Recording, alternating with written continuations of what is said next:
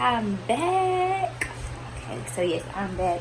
I'm about to get my linens in the washer, get them washed and whatnot, and then we finna get into story time. Okay.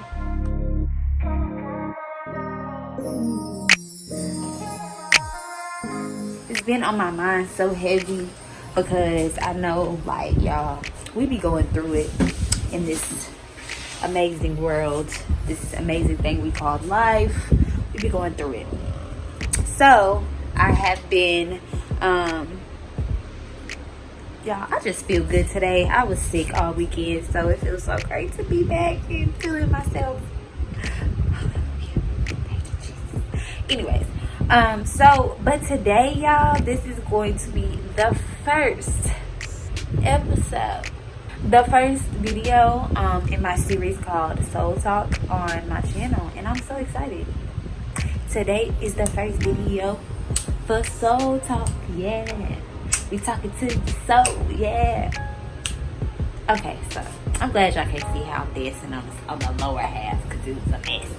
But we gonna talk about this singleness. We're gonna talk about dating. Oh my gosh, we're gonna talk about dating, and we're gonna talk about being single, like while dating, if that makes sense. We're gonna get into it. So I'll be back. I'm about to go put these in the washer, get settled, and then we're gonna talk about it. Okay?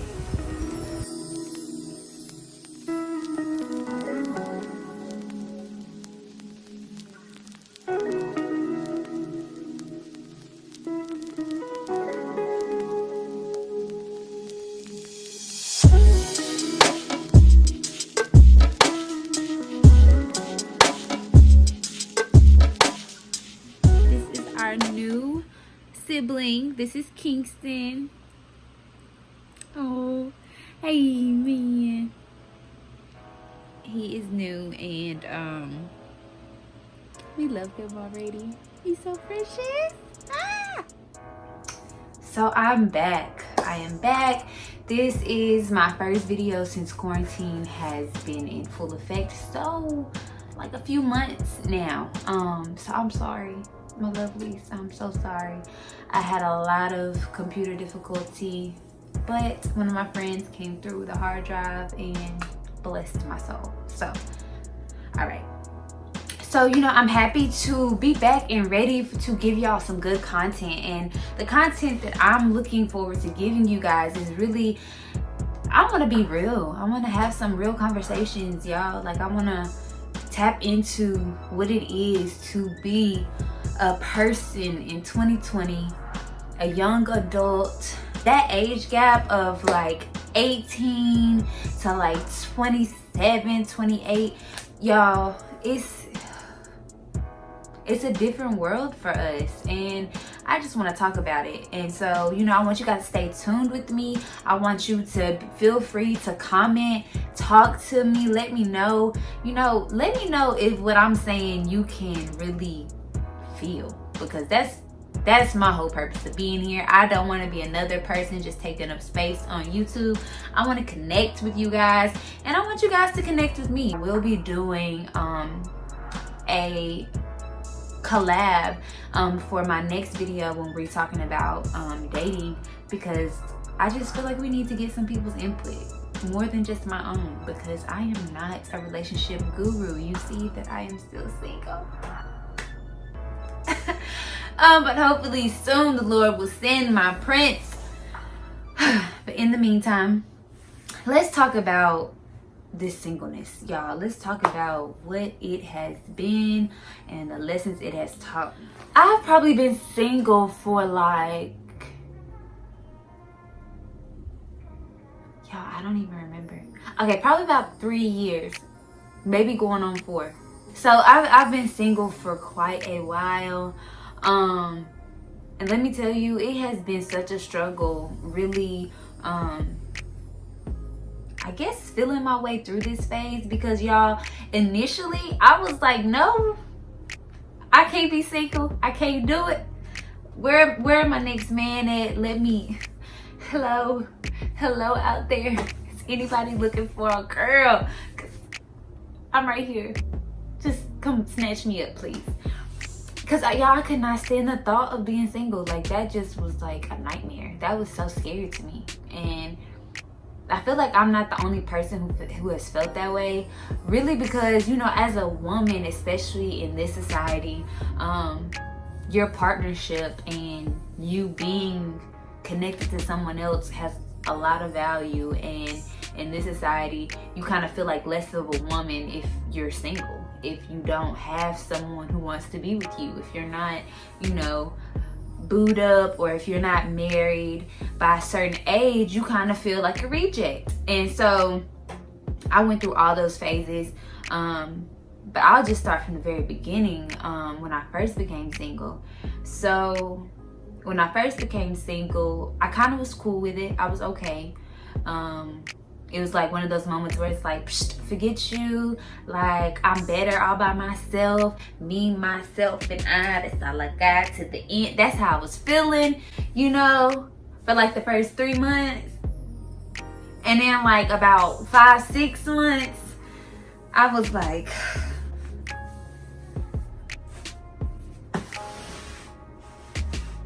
anybody want to cuddle? Can we Netflix and chill? So then that is whenever I allowed myself to begin to go down the roller coaster of situationships and toxicity.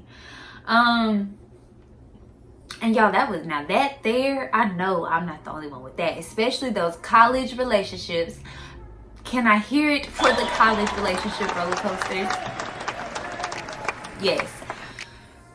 Gosh. College relationship roller coaster started with me first trying to play hard. Like, you know, I'm on my self-love journey. Like, I'm trying to figure out what I like. I don't have time for no dudes, so I'm about to play them all hard to the left.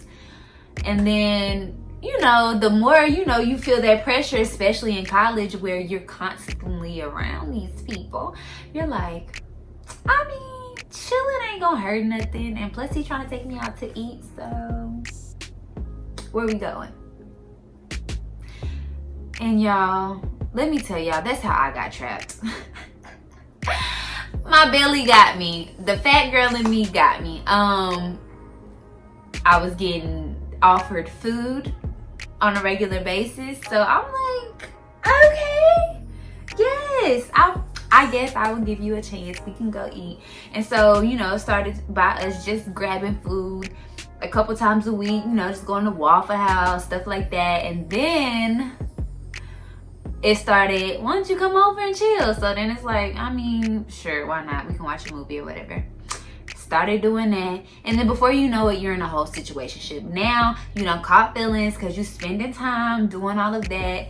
And it's like, I think I like you, but I don't know if I actually like you, or if I like the space you're taking up, or if I like the fact that, you know, it's not just me having to be by myself. And so that's when, you know, as I look back, I began to realize my attachment was more so to the companionship and less of to the person. Do not get me wrong, I did gain a lot of care and love for the person and, you know, the different people that I dealt with along my college experience, but it was more me being more attached to the companionship and not, you know, the actual person. Like, in my head, it wasn't like, ooh, I'm gonna spend the rest of my life with this person. It was just, man, I like being in the presence of another individual. And you know, as you look through it, and if you examine probably your situationships, I'm sure you will be able to relate.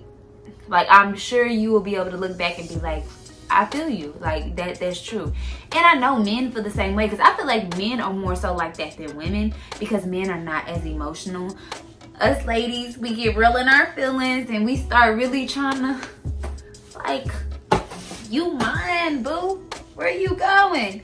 And so I think it's just very important, you know, for you who are still in college or still going through those situationship moments, you know, take a second and try to evaluate, like, are you really attached to that person? Is it that person that you have these feelings for, or is it that companionship that you're thriving off of? Because, you know, as individuals, we were created for relationship.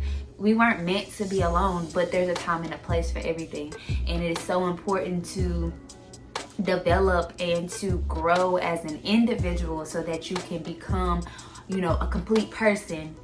Then you can connect and have a good and prosperous relationship with another full individual. Because I know in this time period, y'all, it was a whole lot of half and fourths of people getting together, hooking up, and driving each other up a wall. Because y'all, when I tell you, the arguments and the toxicity from both sides was ridiculous. Because I will be honest and say, I was so toxic. I was so toxic in the first stages of my singleness. Because I felt like they do it to us all the time. They call us up when they want us, whenever they feeling bored or just want some entertainment for the night. So I'm going to do the same thing. And y'all, I really thought I was a dude. I really felt like I'm going to just call them whenever, you know, I'm a little bored, don't really, you know, feel like laying here by myself. I'm just like, what you doing? And y'all, when I think back on it, my mindset was so trash. And but I really thought I was doing it because I was like, y'all, because most of my friends are guys. So I felt like part of me was like a real, you know, y'all know what I want to say. I really felt like that was me. Like I was channeling my inner real, okay? Because y'all, I just wanted so bad to not care and to not have an attachment to a guy, but still, you know, have the benefit of somebody taking up time and space, you know, so I wasn't bored, or, you know, so I could go get some food real quick or watch a movie with somebody and, you know, share that time and space and it be cool and chill, but not getting feelings. So ladies, it's a trick, it's a trap. We're not built that way. We can't do it. We are too emotional and we get those connections and it's tragic after that. After you try to play, you know, if we just chilling, you gonna find her real quick. You not just chilling, because as soon as you see him with sis from the other building, you gonna be like, when they start chilling. So she taking my dates, so she taking my meal, she taking my free meals. So then you start really feeling some type of way, and then there you go being petty at the volleyball game. Yeah, I did that, y'all. I did that. I just felt like, you know, he's not mine, but he's mine. Y'all know, you know how they go. Like, y'all not together, but everybody kind of know about you. So it's like, he is mine. But y'all, the toxicity, the situationship, and that's exactly what it was. And when I look back, I'm like, girl, you was so stupid. Because I was about to, y'all, I was ready to throw them bows at one of them volleyball games. And I know that my Reinhardt friends know exactly what I'm talking about. Guys, let's just keep it very confidential. We ain't gonna say nothing about it, all right? We gonna leave past in the past. I'm just trying to share my story. But yes, y'all, I did that. That was me. I was that person. Lord forgive me. But anyway, so as we move past that toxic time, y'all, it was bad because at that point I'd already shared my feelings and emotions, my space and time, and my body. So at that point, I'm like, I'm invested. Like, I'm here. So as time came for us to go our separate ways and to let him live his life and, you know, me going about mine, it was tough. I about had a mental breakdown in the process. I'm not gonna lie to you. And that for me is really what triggered my my celibacy journey, because in my singleness is where I have really found the value of sharing my body, and well, not sharing my body. the value of abstaining from sexual activity and things like that. And so y'all, that was tough, because it's like you used to all your little stuff, you know, feeling happy, lovely, and you just like, I love it here, right? For that little time period, and then after that you going crazy and about to just flip your lid. So as we went our separate ways and I began to fully take on that that idea and that, I want to say, mindset of cherishing myself and valuing myself in more ways than just thinking I'm beautiful, feeling like I am worth something. Now it transpired, well, it translates into my relationships with other people, because, you know, outside of the relational aspect, I was feeling good about myself. I was confident. I had way more confidence than I'd ever had. Basketball was going great. Sports was just, everything was great. Sports was great. Team captain. We're winning games. We're doing better than we had done in years as far as the program was concerned. My school, I had a 4.0 in school. So everything was great except for the relationship side of it.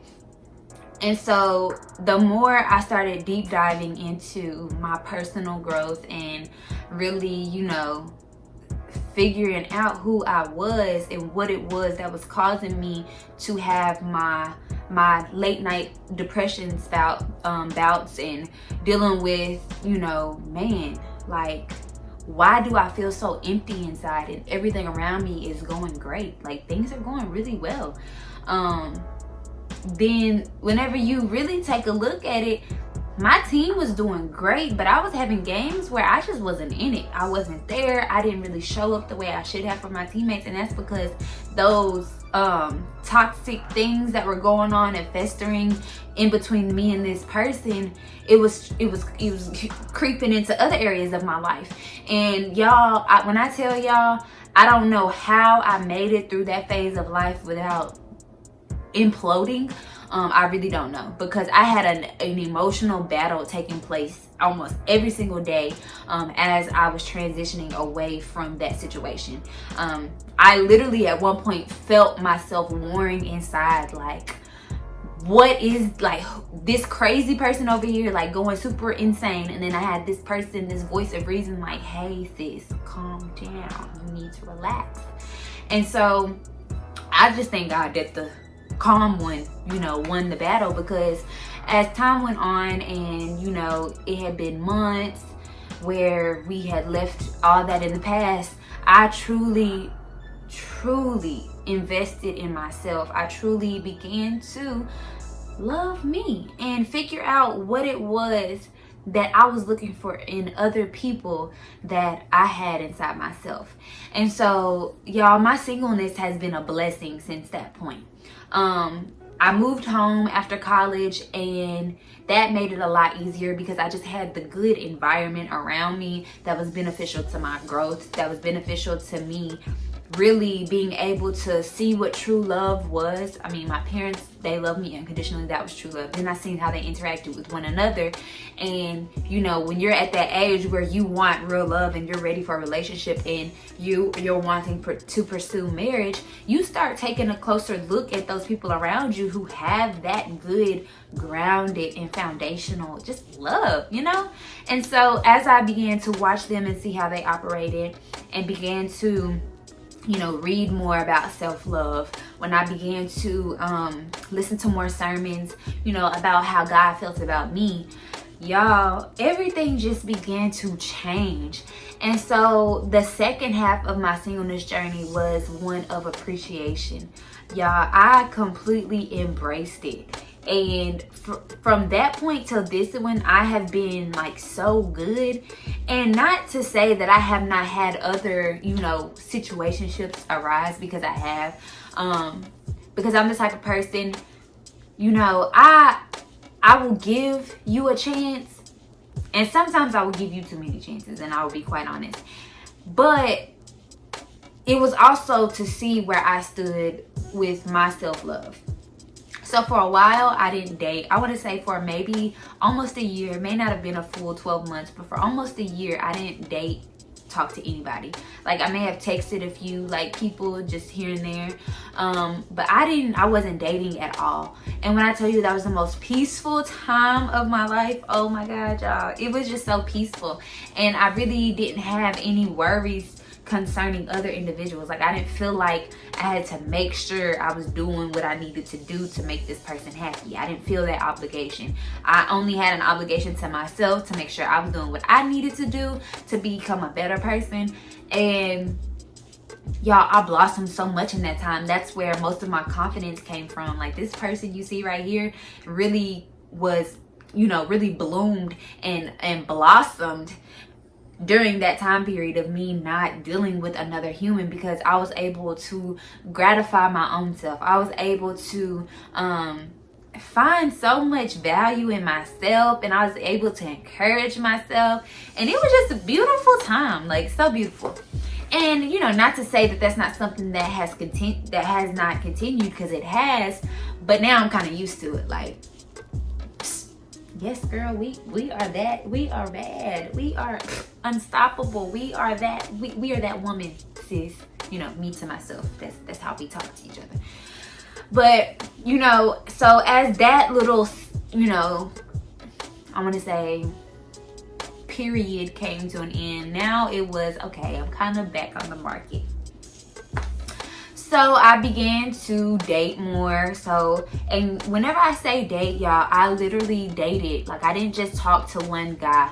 You know, I don't know what they was thinking, but if they asked, I'm letting them know, hey, yes, we are conversing. I forgot the proper way to say it. But yes, we are talking. But you're not the only person I talk to, so just be aware. Because I truly wanted to date. Like, I wanted to reevaluate what type of guys do I actually like, which ones do I, you know, which ones am I drawn to, what characteristics do I like, do I really have a type? Because for a long time I had a type. At this point, I don't think I have a type anymore. I really don't. I would hope not, because I'm trying to grow out of that. I don't want to be that person. I don't want to miss my blessing. All right. So I began to date, and all that went well for a little while until I started feeling that urge and that need to really have a person. Like, I didn't want to keep dating. I wanted to have a person, like me and you. And so when I did that, y'all, I did mess myself up, y'all. I did, because at that point, I think it was premature. I think it was too soon for me to be trying to chill with people, because initially everything was cool. Like, I was doing really, really well with chilling. Like, there was nothing, because I was going home. I wasn't doing anything like staying too late, getting too comfortable, because I didn't want to cross those boundaries that I had set for myself with my celibacy. I didn't want to do that, and I really didn't want to tempt that other person, because yes, I made that vow to myself, but you didn't make that vow. So I understand that your commitment is not the same. Yeah, let me tell you, I began to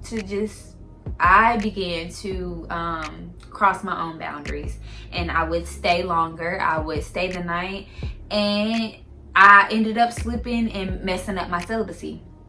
And y'all, when I tell you I was so upset with myself, because I then messed up the whole organic process of someone getting to know me, someone really having an attachment to me as an individual instead of physically or sexually.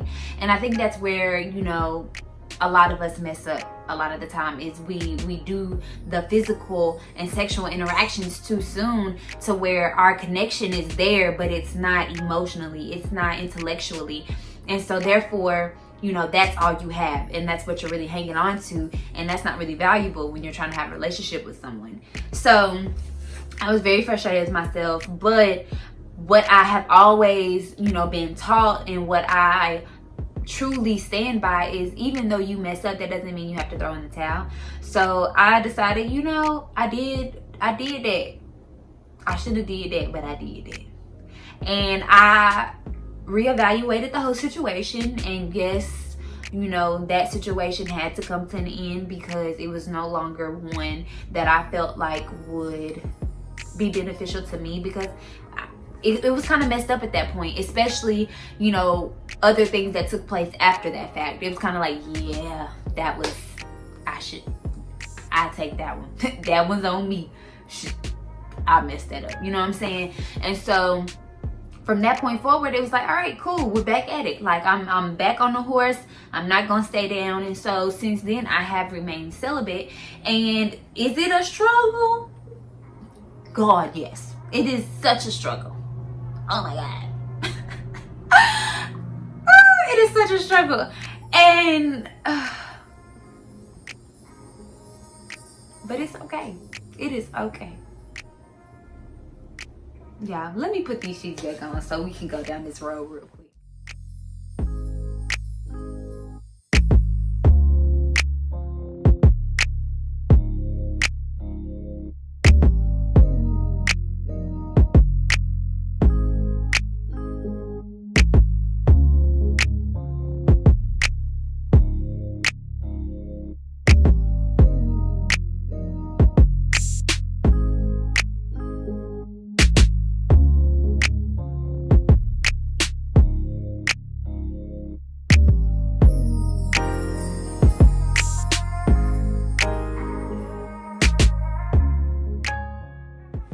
Okay, so we got the sheets back on the bed, bed made. All right, so yes, about this struggle.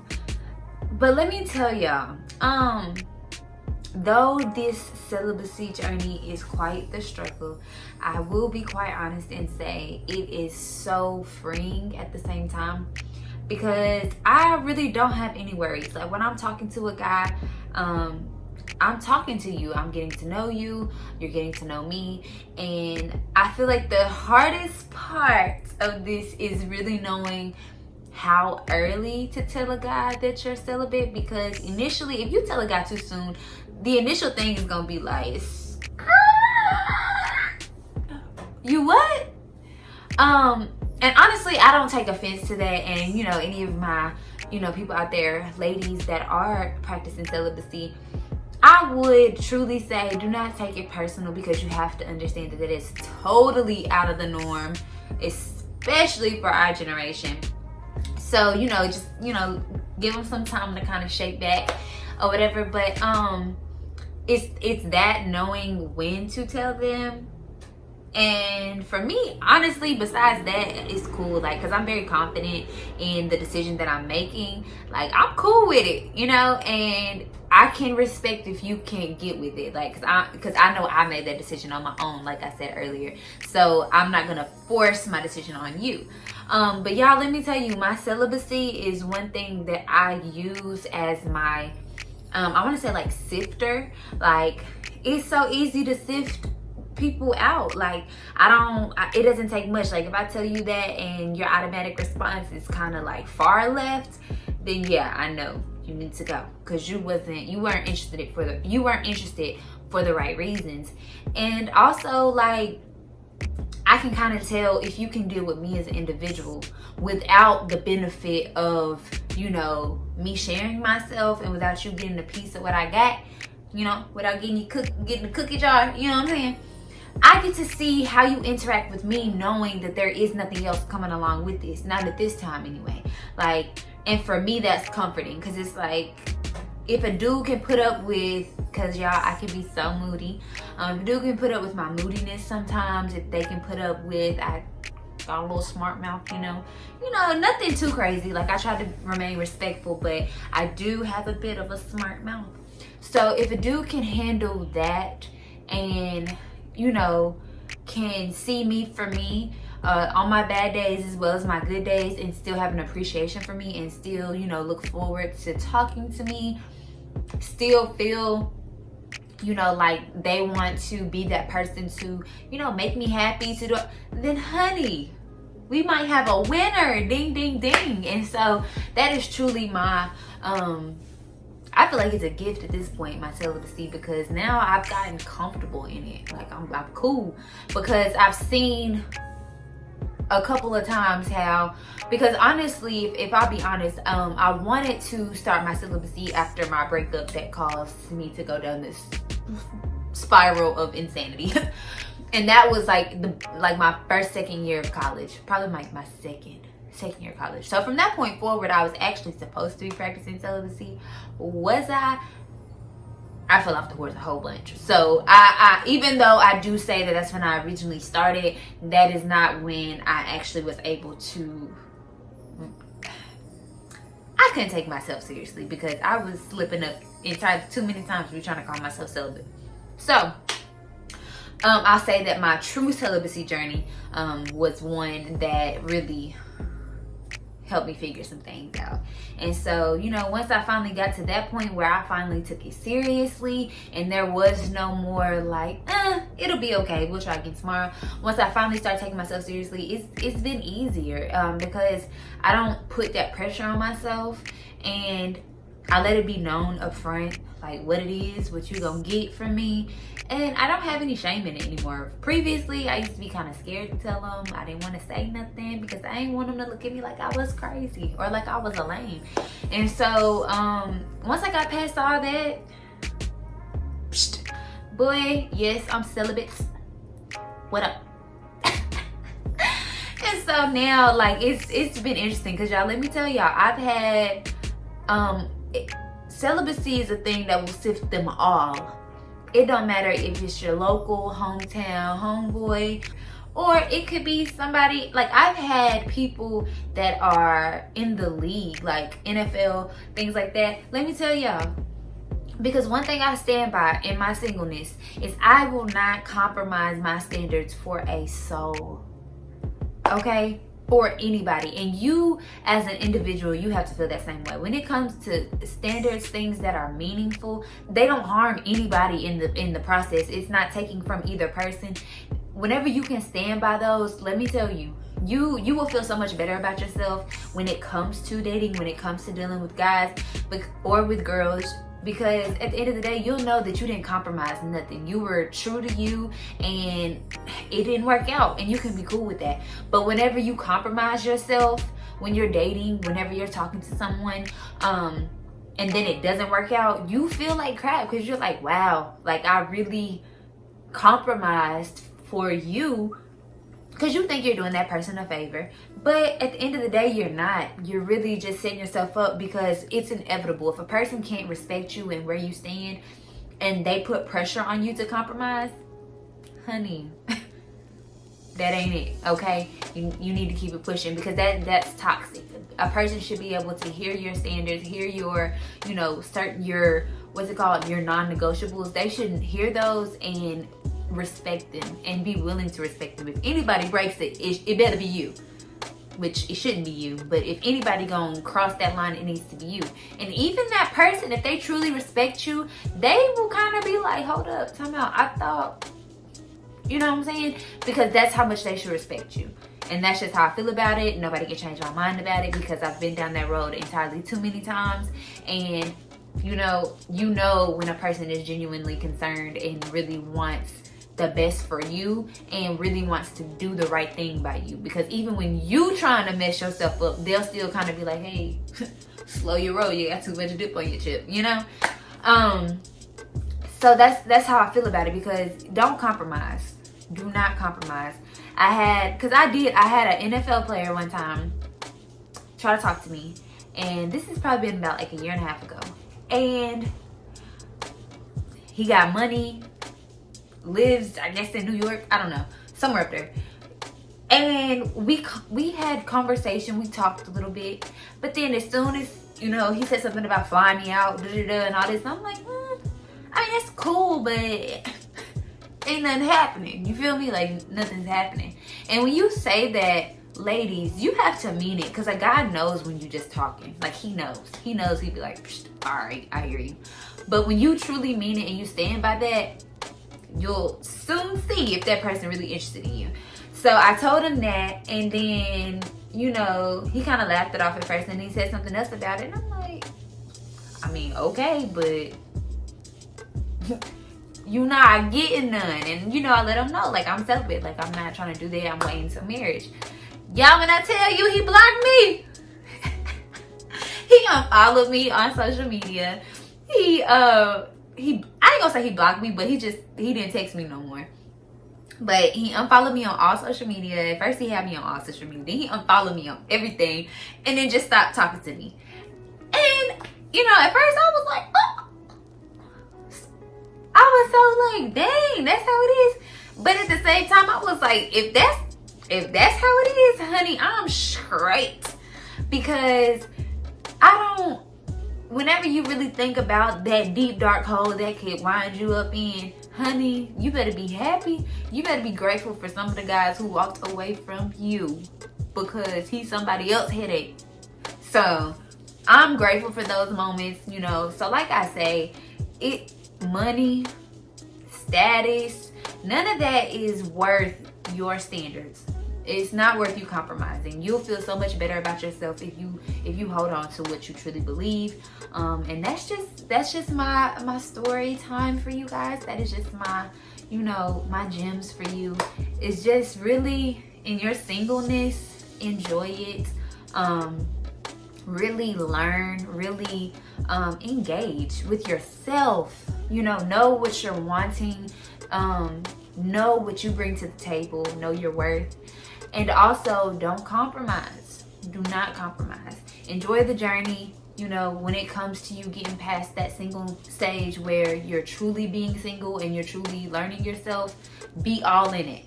If you need to just leave people, guys or girls, alone for that time period, do it. So you can truly benefit from that time. It's almost like you being in an incubation period. You know, you just need to be closed off and shut down for a while so you can, you know, have this beautiful metamorphosis into this wonderful human, you know, that's ready for a relationship and ready for companionship. So I say that. I hope you guys enjoyed this video. And if you did, please do not forget to like, share, and subscribe. I would greatly appreciate it. You know, tell all your girlfriends about it. Tell you guys, you know, if they just need to hear somebody's true story, I'm here. I'm an open book, you know. So I'm here. But I'm really here just to encourage you ladies, encourage you guys, anybody, you know, just struggling. Honey, we're in this together. You're not the only one. And if you ever have any questions, feel free to hit me up, my inbox or my IG. Y'all can email me, whatever you feel comfortable doing. I will leave my information in the info box, as well as put my handles over here somewhere. Like, y'all, hit me up, let me know. But yes, so y'all like, comment, share, subscribe, hit the bell, do all of that. Share with your friends. I can't wait to talk to you next time. I believe next Sunday. And we're gonna get into this dating thing, y'all. This dating while single. Let's talk about it. It was great talking to you guys again. I'm so excited to be back, bringing you content. I hope you guys enjoyed. Y'all be great. Don't compromise. Love yourself and love others. Y'all be great. Sending so much love to you guys. See y'all next time.